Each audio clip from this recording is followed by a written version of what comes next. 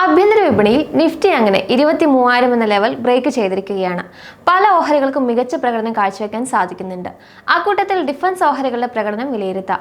ഇന്ന് Paras defence, garden reach ഓഹരികളൊക്കെ തുടക്ക വ്യാപാരത്തിൽ മുന്നേറിയതായി കാണാം. കഴിഞ്ഞ സെഷനിൽ 20% കുതിപ്പ് രേഖപ്പെടുത്താൻ ഗാർഡൻ റീച്ച് ഓഹരിക്ക് കഴിഞ്ഞിരുന്നു. മറ്റ് പല ഡിഫൻസ് ഓഹരികളും ശക്തമായ കുതിപ്പാണ് കഴിഞ്ഞ സെഷനിലും രേഖപ്പെടുത്തിയത്. ജർമ്മനി തങ്ങളുടെ മിലിറ്ററി ശേഷി ഉയർത്താൻ ലക്ഷ്യമിടുന്നു എന്ന പ്രഖ്യാപനമാണ് ഈ റാലിക്ക് പ്രചോദനമായത്. കാരണം 2024 സാമ്പത്തിക വർഷത്തിൽ ഇന്ത്യയുടെ ഡിഫൻസ് എക്സ്പോർട്ട് 21,000 കോടി രൂപയായി ഉയർന്നിരുന്നു. 100-ലധികം രാജ്യങ്ങളിലേക്ക് കയറ്റുമതി ചെയ്യാൻ ഇന്ത്യക്ക് ഇപ്പോൾ കഴിയുന്നുണ്ട്.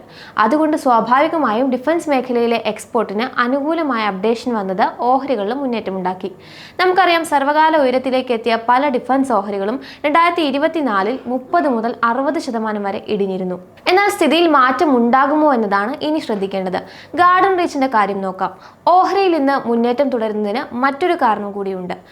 നാഗാലാൻഡ് പബ്ലിക് വർക്ക് ഡിപ്പാർട്ട്മെന്റായി കമ്പനി ധാരണാപത്രത്തിൽ ഒപ്പുവെച്ചിട്ടുണ്ട്. 8 ഡബിൾ ലൈൻ മോഡുലാർ സ്റ്റീൽ ബ്രിഡ്ജുകൾ സംസ്ഥാനത്ത് വിതരണം ചെയ്യുന്നതിനാണ് ധാരണ. ഇതിനു മുൻപ് ഭൂട്ടാൻ, നേപ്പാൾ, മ്യാൻമർ, ശ്രീലങ്ക, ബംഗ്ലാദേശ് എന്നിവിടങ്ങളിലേക്കും മറ്റ് സംസ്ഥാനങ്ങളുമായി 5,800 മോഡുലാർ ബ്രിഡ്ജുകൾ വിതരണം ചെയ്തിട്ടുണ്ട്. 2024 സെപ്റ്റംബർ 30 വരെയുള്ള കണക്ക് പ്രകാരം കമ്പനിക്ക് 24,221.37 കോടി രൂപയുടെ ഓർഡർ ബുക്കാണുള്ളത്. അടുത്ത 4 മുതൽ 5 വർഷങ്ങൾ കൊണ്ട് നടപ്പിലാക്കേണ്ട പദ്ധതികളാണിവ. കൂടാതെ നെക്സ്റ്റ് ജനറേഷൻ കോർവേറ്റ് നിർമ്മിക്കുന്നതിന് 35,000 മുതൽ 45,000 കോടി രൂപയുടെ ബിഡ് സമർപ്പിക്കുകയും ചെയ്തിട്ടുണ്ട്. ഈ ഓർഡറിന്റെ ഔദ്യോഗിക പ്രഖ്യാപനം ഈ മാസം അവസാനത്തോടു കൂടി ഉണ്ടാകുമെന്ന് പ്രതീക്ഷിക്കുന്നുണ്ട്. പ്രത്യേകിച്ച് ആഗോളതലത്തിൽ ചൈന, സൗത്ത് കൊറിയ, ജപ്പാൻ പോലുള്ള ഇന്റർനാഷണൽ ഷിപ്പ്യാർഡുകളിലെ 2028 വരെയുള്ള ഓർഡറുകൾ ഫുള്ളായി തുടരുന്നുണ്ട്. അതിനാൽ മറ്റ് ഷിപ്പ്യാർഡുകളിലേക്ക് രാജ്യങ്ങളുടെ ശ്രദ്ധ പതിയും. ഇന്ത്യ ഈ മേഖലയിൽ നേതൃനിരയിലേക്ക് ഉയർന്നു വരുന്നതിനാൽ ഇത് ഷിപ്പ് ബിൽഡിംഗ് കമ്പനികളായ Garden Reach, Mazagon, Cochin shipyard പോലുള്ള കമ്പനികൾക്ക് മികച്ച അവസരങ്ങൾ നൽകുന്നുണ്ട്.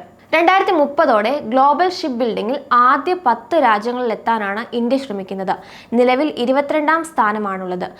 സർക്കാരിന്റെ ഭാഗത്തു നിന്നും മികച്ച പിന്തുണ വരും വർഷങ്ങളിൽ ലഭിക്കും. നടപ്പു സാമ്പത്തിക വർഷത്തിന്റെ 2ാം പകുതിയിൽ മികച്ച വളർച്ച കൈവരിക്കാൻ കമ്പനിക്ക് സാധിക്കുമെന്നാണ് കണക്കാക്കുന്നത്.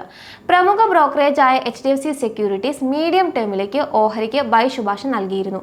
ഓഹരി 1,790 രൂപയിലേക്ക് എത്തുമെന്നാണ് ബ്രോക്കറേജ് വിലയിരുത്തുന്നത്. 3ാം പാദ ഫലങ്ങൾ വന്നതിന് പിന്നാലെ ജനുവരിയിലാണ് ബ്രോക്കറേജ് ഈ സ്റ്റാൻസ് നൽകിയിരുന്നത്. 1,500 രൂപ നിലവാരത്തിലാണ് ജനുവരിയിൽ വ്യാപാരം ചെയ്തിരുന്നത്. അതിൽ നിന്നും മുന്നേറ്റം ഓഹരി രേഖപ്പെടുത്തിയതായി കാണാം. നിലവിൽ ഓഹരി 8 കീ സിമ്പിൾ മൂവിംഗ് ആവറേജിന് മുകളിലായാണ് വ്യാപാരം ചെയ്യുന്നത്. എങ്കിലും 200-ഡേ SMA-ക്ക് താഴെ തന്നെയാണ്. 14-ഡേ റിലേറ്റീവ് സ്ട്രെങ്ത് ഇൻഡെക്സ് 69.5 ആയാണ് തുടരുന്നത്. ഓവർബോട്ട് സോണിനെയാണ് ഇത് സൂചിപ്പിക്കുന്നത്. അതായത് ബൈയിങ് മൊമെന്റം ശക്തമായി തുടരുന്നുണ്ട്. അതിനാൽ ഒരു കൺസോളിഡേഷനോ അല്ലെങ്കിൽ കറക്ഷനോ തള്ളിക്കളയാനാകില്ല എന്നാണ് അനലിസ്റ്റുകൾ പറയുന്നത്.